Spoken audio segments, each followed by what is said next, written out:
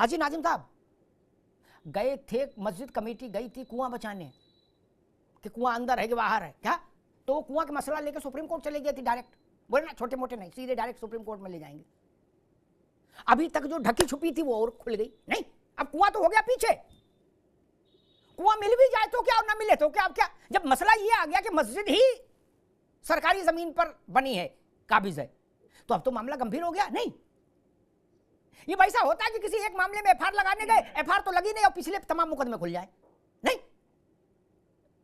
हाजी भाई, ये तो मामला बड़ा संगीन हो गया, क्योंकि सुप्रीम कोर्ट के कई ऑर्डर हैं जिसमें उसने बड़ी सख्ती के साथ कहा है कि कोई भी इबादतगाह सरकारी जमीन पर नहीं हो सकता, और अगर है तो शासन की जिम्मेदारी है ऐसे उनको हटाए और सरकारी जमीन को मुक्त कराया जाए। एक कहावत है कि शायद मैं अगर सही याद कर पाऊं, नमाज के लिए गए और रोजे गले पड़ गए। नहीं, मसला था कुएं का कि अंदर है कि बाहर है, बताइए, छोड़ ही देते कुआं तो बात दबी ढकी रहती। नहीं, कोयला बचाने के चक्कर में हीरे का उसमें लग गया, तराजू तुल गया।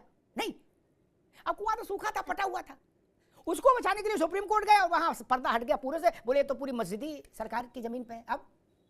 और सुप्रीम कोर्ट कहता है सरकारी जमीन पर कोई इबादतगाह नहीं होना चाहिए, है तो उसको हटाना चाहिए। इस तरीके का माहौल इसके अंदर बनाया जा रहा है, धार्मिक स्थलों को निशाना बनाया जा रहा है, ये कहीं ना कहीं हम लोगों को पीड़ादायक है। हम लोगों को बड़ा दुख हो रहा है कि आज के आजाद मुल्क में हमारे धार्मिक स्थलों के साथ इस तरीके का एक माहौल बनाकर प्रोपेगेंडा तैयार करके हम लोगों से हाजी भाई एक मिनट भाई, आजाद मुल्क हो और चाहे कोई मुल्क हो, जब मामला सुप्रीम कोर्ट जाएगा तो दूसरा पक्ष अपना कागज रखेगा कि नहीं रखेगा कि आजाद मुल्क है इसलिए सरकार कुछ नहीं करेगी। सुप्रीम कोर्ट ने सरकार से कहा आप शपथ पत्र दीजिए, तो शपथ पत्र नहीं दें, कहते आजाद मुल्क है इसलिए नहीं देंगे। अच्छा तो नहीं हो सकता ना। सुप्रीम कोर्ट ने कहा उत्तर प्रदेश सरकार हलफनामा लेकर आए, पर अपनी बात कहे, हलफनामा दे दिया, अब इसमें क्या समस्या है। दोस्तों नमस्कार, आपका हमारे चैनल डिबेट्स नाउ में एक बार फिर से हार्दिक स्वागत है। दोस्तों आज हम टीवी 9 उत्तर प्रदेश चैनल की एक और बेहतरीन डिबेट लेकर आपके सामने प्रस्तुत है। आज की डिबेट का विषय योगी सरकार द्वारा संभल की शाही मस्जिद पर सुप्रीम कोर्ट में एक हलफनामा प्रस्तुत किया गया है, जिसमें सरकार ने कहा है कि संभल की शाही मस्जिद सरकारी जमीन पर बनी है। दोस्तों सरकार के इस हलफनामे देने के बाद संभल की शाही मस्जिद का अस्तित्व खतरे में आ गया है, क्योंकि सुप्रीम कोर्ट ने कई मुद्दों पर यह फैसला दिया है कि कोई भी धार्मिक संस्थान या इबादतगाह सरकारी जमीन पर नहीं बन सकती है। अगर कोई ऐसी इबादतगाह है तो सरकार की जिम्मेदारी है कि उसे वहां से हटाए और सरकारी जमीन को मुक्त कराए। दोस्तों इसी वजह से आज की डिबेट हम आपके लिए लाए हैं। मुझे उम्मीद है कि आपको ये डिबेट बहुत पसंद आएगी। आपका इस विषय पर क्या कहना है, अपनी राय कमेंट बॉक्स पर जरूर लिखें, और यदि आप हमारे चैनल पर पहली बार आए तो चैनल को सब्सक्राइब करें और अधिक से अधिक मात्रा में शेयर करें। तो चलिए ज्यादा देर नहीं करते हुए शुरू करते हैं ये डिबेट। धन्यवाद। हाजी नाजिम साहब गए थे, मस्जिद कमेटी गई थी कुआं बचाने कि कुआं अंदर है कि बाहर है क्या, तो कुआं का मसला लेकर सुप्रीम कोर्ट चले गए थे डायरेक्ट। बोले ना छोटे मोटे नहीं, सीधे डायरेक्ट सुप्रीम कोर्ट में ले जाएंगे। अभी तक जो ढकी छुपी थी वो और खुल गई। नहीं, अब कुआं तो हो गया पीछे। कुआं मिल भी जाए तो क्या और ना मिले तो क्या, अब क्या, जब मसला ये आ गया कि मस्जिद ही सरकारी जमीन पर बनी है, काबिज है, तो अब तो मामला गंभीर हो गया। नहीं, ये वैसा होता है कि किसी एक मामले में एफआईआर लगाने गए, एफआईआर तो लगी नहीं और पिछले तमाम मुकदमे खुल जाए। नहीं हाजी भाई, ये तो मामला बड़ा संगीन हो गया, क्योंकि सुप्रीम कोर्ट के कई ऑर्डर हैं जिसमें उसने बड़ी सख्ती के साथ कहा है कि कोई भी इबादतगाह सरकारी जमीन पर नहीं हो सकता, और अगर है तो शासन की जिम्मेदारी है ऐसे उनको हटाए और सरकारी जमीन को मुक्त कराया जाए। हाँ अमिताभ जी, मेरी आवाज आ रही है आप तक? जी आ रही, बिल्कुल आपकी आवाज वैसी गूंजती है महाराज। चलिए अमिताभ जी, मैं ये कहता हूँ कि देखिए हम लोग संवैधानिक लोग हैं, हमेशा संविधान का पालन करते हैं। तो देखिए सुप्रीम कोर्ट में जाने के हमारे अपने संवैधानिक अधिकार है, हम लोगों की नैतिक जिम्मेदारी है सुप्रीम कोर्ट जाने की। और देखिए जिस तरीके से यहाँ पर सरकार की तरफ से एक दस्तावेज पेश करे जा रहे हैं और कहा जा रहा है कि देखिए यहाँ पर शाही जामा मस्जिद जो है यहाँ सरकारी जमीन पर बनाई गई है। भाई ये ऐसे कैसे हो सकता है? अब ये लगाइए 1526 से लेकर आज 2025 के बीच में ये कहना पड़ रहा है कि ये मस्जिद सरकारी जमीन पर बनाई गई है। अगर सरकारी जमीन पर बनाई गई है तो फिर ये ऐसा के सर्वे की जरूरत नहीं है, ये तो आपने डिक्लेयर कर दिया पहले कि भाई हाँ ये सरकारी जमीन पर बनाई हुई। इसका मतलब यह है कि मंसूब बिल्कुल साफ है, पता है कि ये शाही जामा मस्जिद को इस तरीके से यहाँ हटाकर हरियर मंच को स्थापित करना है, ये इस तरीके का माहौल बनाया जा रहा है। लेकिन हम लोग संवैधानिक लोग हैं, हम लोगों को सुप्रीम कोर्ट पर पूर्ण विश्वास है और सुप्रीम कोर्ट के तहत जो भी बात होगी हम लोगों को स्वीकार करनी पड़ेगी। लेकिन जिस तरीके का माहौल इसके अंदर बनाया जा रहा है, धार्मिक स्थलों को निशाना बनाया जा रहा है, ये कहीं ना कहीं हम लोगों को पीड़ादायक है। हम लोगों को बड़ा दुख हो रहा है कि आज के आजाद मुल्क में हमारे धार्मिक स्थलों के साथ इस तरीके का एक माहौल बनाकर प्रोपेगेंडा तैयार करके हम लोगों से हाजी भाई एक मिनट भाई, आजाद मुल्क हो और चाहे कोई मुल्क हो, जब मामला सुप्रीम कोर्ट जाएगा तो दूसरा पक्ष अपना कागज रखेगा कि नहीं रखेगा कि आजाद मुल्क है इसलिए अब सरकार कुछ नहीं करेगी। सुप्रीम कोर्ट ने सरकार से कहा आप शपथ पत्र दीजिए, तो शपथ पत्र नहीं दें, कहते आजाद मुल्क है इसलिए नहीं देंगे, ऐसा तो नहीं हो सकता ना। सुप्रीम कोर्ट ने कहा उत्तर प्रदेश सरकार हलफनामा लेकर आए पर अपनी बात कहे, हलफनामा दे दिया। अब इसमें क्या समस्या है? इसमें आपको दुख क्यों? क्या सुप्रीम कोर्ट का आदेश नहीं माना जाए? आप लोग तो कानूनी लोग हो।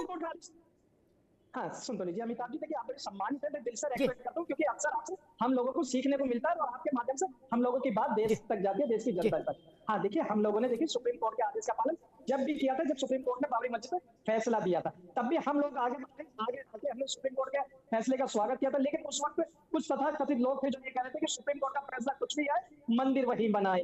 लेकिन हम लोग संविधान में विश्वास रखने वाले हमेशा। ठीक है हाजी भाई, मैं यतीमा के पास चलूंगा, फिर बाकी मेहमानों को लाऊंगा।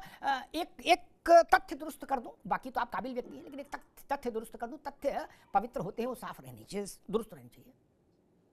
आप कह रहे तथाकथित ने कहा कि मंदिर वही बनाएंगे, मैं तथाकथित की तो बात ही नहीं करता। मैं कह रहा हूं असदुद्दीन ओवैसी ने कहा फैसला आने के बाद, आपने कहा ना हम सब लोग तो कोर्ट दिन भर कोर्ट की माला जपते हो, कोर्ट के अलावा कुछ नहीं।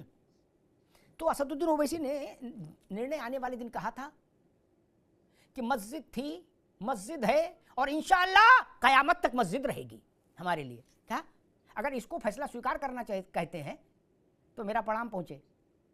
और आपने कहा कि हम लोग तो केवल कानून की बात मानते हैं, बिल्कुल कानून के बिल्कुल मुरीद हैं। हमने एक अवसर देखा जब भोपाल की एक बुजुर्ग मुस्लिम महिला थी शाहबानो, उसको उसके शौहर ने 80 साल की उम्र में पान खा के और उंगली में चूना लगा के और सुरमा लगा के बाहर निकाल दिया। बोले अब इससे तलाक ले रहा हूँ। वो बोली मैं क्या खाऊंगी, बोले मरो जाके।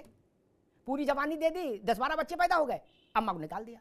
मामला पहुंचा हाई कोर्ट होते सुप्रीम कोर्ट। सुप्रीम कोर्ट ने उसमें उसके लिए भत्ते का फैसला दे दिया।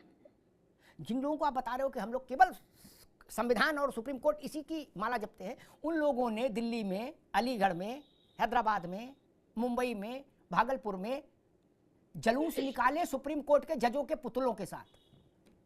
क्या हाजी भाई, लोकसभा में सुप्रीम कोर्ट के जजों की लानत और मलानत हुई भाषणों में, खुले आम, खुल्लम खुल्ला, जो न पहले कभी हुई थी न बाद में कभी हुई।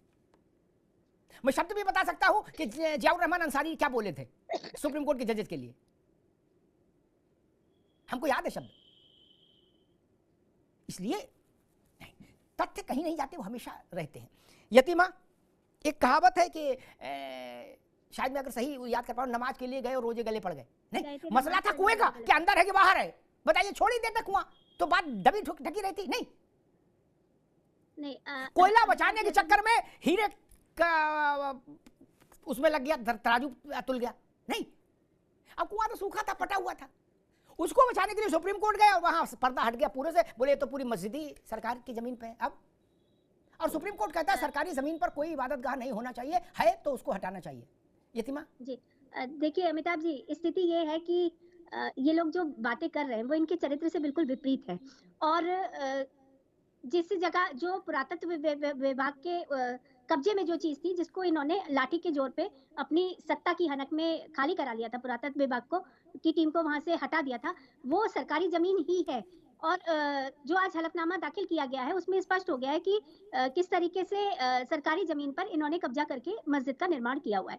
अब दिक्कत यह है कि लगा हुआ है खून मुंह में, क्योंकि ये आदत पड़ गई कि सरकारें अदालतें सब इन्हीं का पक्ष सुनेंगी और किसी का पक्ष सुनेंगी नहीं। लेकिन अब स्थिति विपरीत है, अब सत्य सामने आ रहा है, अब पक्ष भी सुना जा रहा है, विपक्ष भी सुना जा रहा है। आपको हाजी साहब कह रहे थे कि हमारा अधिकार है, किसी ने उसी अधिकार के चलते तो आप सुप्रीम कोर्ट गए। लेकिन जब जवाब दाखिल किया गया सरकार की तरफ से, तो आप ये कह रहे हैं कि हमारी जमीनों को, हमारी इबादत गाहों को निशाना बनाया जा रहा है। अरे भाई, जब आप दूसरे के घर पे अवैध कब्जा करके बैठे हुए हैं तो जवाब लेने में क्या दिक्कत है? जवाब लीजिए ना। अगर आपकी होगी, सुप्रीम कोर्ट ने अभी कोई निर्णय तो दिया नहीं है, अगर आपकी होगी उसका फैसला हो जाएगा, आप ले लीजिएगा। दिक्कत क्या है? दिक्कत ये है कि आप जो छद्म भाईचारे का लबादा ओढ़कर जिस तरीके से लगातार सरकारी जमीनों पर कब्जा करते चले गए, लगातार आप जो कृत्य कर रहे थे उसका पर्दाफाश हो रहा है। अब आपकी जो सच्चाई है वो देश के सामने आ रही है। देश ये समझ रहा है कि किस तरीके का छल, किस तरीके का प्रपंच हमारे साथ किया गया है।